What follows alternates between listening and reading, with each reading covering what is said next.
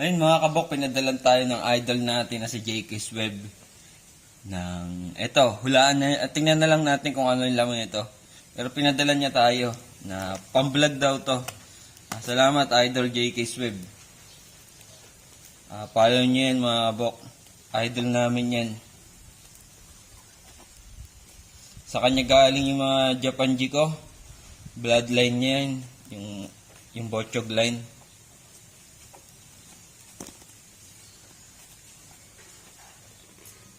Natin. Sana hindi patay itong pinadala niya.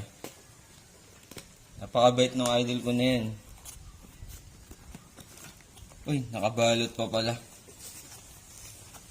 Tingnan natin. Ayun, mga kabok, yung pinadala niya.